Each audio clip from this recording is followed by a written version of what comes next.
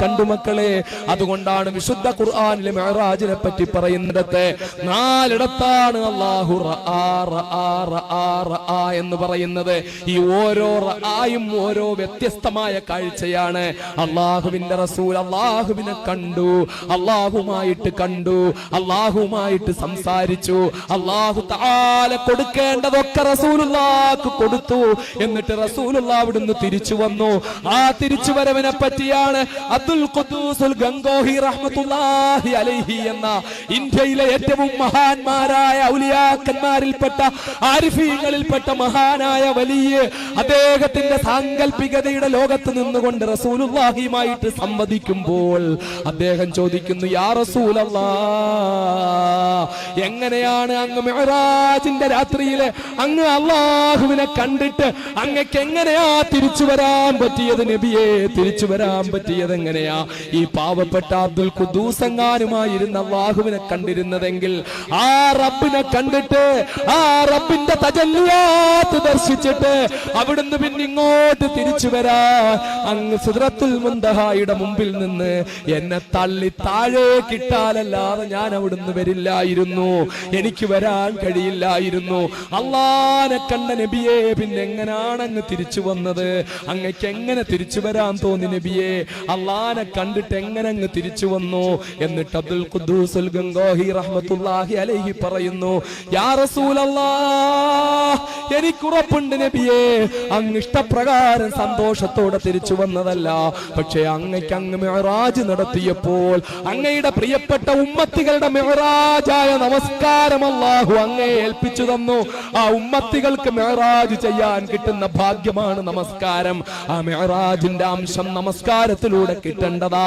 അത് ഉമ്മത്തികൾക്ക് കിട്ടാതായി പോകുമോ എന്ന ഭയം കൊണ്ട്, ഉമ്മത്തികളോടുള്ള ഇഷ്ടം കൊണ്ട്, പ്രേമം കൊണ്ട്, സ്നേഹം കൊണ്ട്, കാരുണ്യം കൊണ്ട്, താല്പര്യം കൊണ്ട്, അതുകൊണ്ടാണ് നബിയെ അങ്ങ് തിരിച്ചു വന്നതെന്ന് ഞാൻ കരുതുന്നു നബിയെ. അതല്ലാതെ അങ്ങക്ക് റസൂലുള്ളാഹ് അങ്ങ് അല്ലാഹനെ കണ്ടിട്ട് അങ്ങക്ക് തിരിച്ചു വരാൻ പറ്റില്ലെന്ന് എനിക്കറിയാമായിരുന്നു നബിയെ എന്ന് അബ്ദുൽ ഖുദ്ദൂസുൽ ഗംഗോഹി പറയുന്ന ആ 4 കാഴ്ചയുണ്ടല്ലോ, ഐനുർ റഅസിന്റെ കാഴ്ച, ഐനുൽ അഖലിന്റെ കാഴ്ച, ഐനുർ റൂഹിന്റെ കാഴ്ച, ഐനുൽ ഖൽബിന്റെ കാഴ്ച, ഈ 4 കാഴ്ചയും കണ്ട് അർശ് കണ്ട്, കുർസ് കണ്ട്, ലൗഹ് കണ്ട്, കലം കണ്ട്, മാലാഖമാരുടെ സഞ്ചാര പഥങ്ങൾ കണ്ട്, അത്ഭുതകരമായ എന്തൊക്കെയാ മക്കളെ ഈ 7 ആകാശത്തിനപ്പുറത്തുള്ളത് എന്തൊക്കെയാ?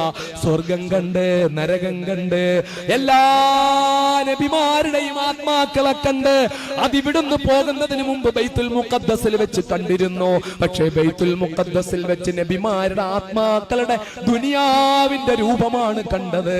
പക്ഷേ നബിമാരുടെ ആത്മാക്കളുടെ ആ വാനലോകത്തെ രൂപം എന്താണെന്ന് അവിടെ വെച്ച് കണ്ട് ഇതെല്ലാം കണ്ടിട്ട് മഹാനായ നബി മുഹമ്മദ് മുസ്തഫ സല്ലല്ലാഹു അലൈഹി വസല്ലം നിങ്ങൾ തിരിച്ചു വന്ന് അല്ലാഹുവിന്റെ ഖജനാവിന്റെ താക്കോലുകൾ മൊത്തം കണ്ടിട്ട് തിരിച്ചു വന്ന ആ മുത്തൊളി മുഹമ്മദ് മുസ്തഫ സല്ലല്ലാഹു അലൈഹി വസല്ലം തങ്ങൾക്ക് മിഅ്റാജിന്റെ അടുത്ത ദിവസം റസൂലുള്ളാഹിന്റെ വീട്ടിൽ തീ പുകയാൻ യാതൊരു വഴിയുമില്ലാഞ്ഞിട്ട് അല്ലാഹുവിന്റെ റസൂൽ ആ നാട്ടിലെ ഏറ്റവും മുഷ്കനായ ഒരു യഹൂദിയുടെ കയ്യിൽ നിന്ന് ഗോതമ്പ് കടം വാങ്ങിയാണ് മക്കളെ വീട്ടിൽ പത്തിരി ഉണ്ടാക്കിയത്, വീട്ടിൽ അപ്പം ഉണ്ടാക്കിയത്.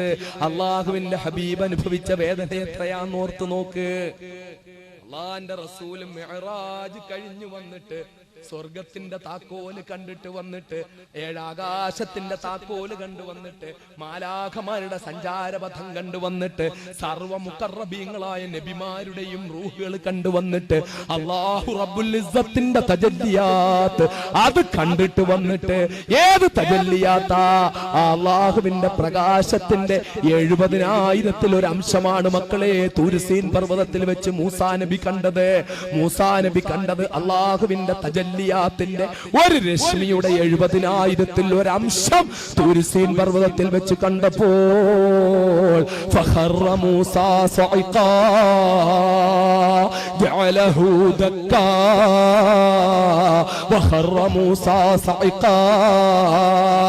അല്ലാഹുവിന്റെ പ്രകാശത്തിന്റെ എത്രയോ കോടാനുകോടി രശ്മികളിൽ ഒരു രശ്മിയുടെ 70,000 ഒരു അംശം തൂർസീൻ പർവ്വതത്തിൽ പ്രത്യക്ഷപ്പെട്ടപ്പോൾ ജഅലഹു ദക്കാ തൂരിസീൻ പർവ്വതം പപ്പടം പോലെ പൊടിഞ്ഞു.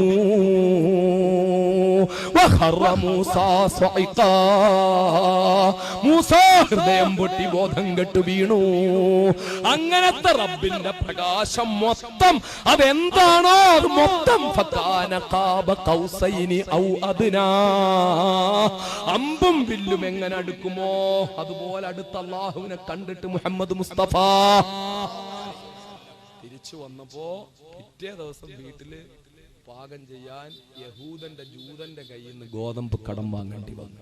ആ റസൂലുള്ളാഹിന്റെ ഉമ്മത്തികളായ നമുക്ക് ലക്ഷങ്ങളും കോടികളും ആഡംബരത്തിന് ചെലവാക്കാൻ പറ്റുമോ? അതുകൊണ്ട് ഈ നബിദിനത്തിൽ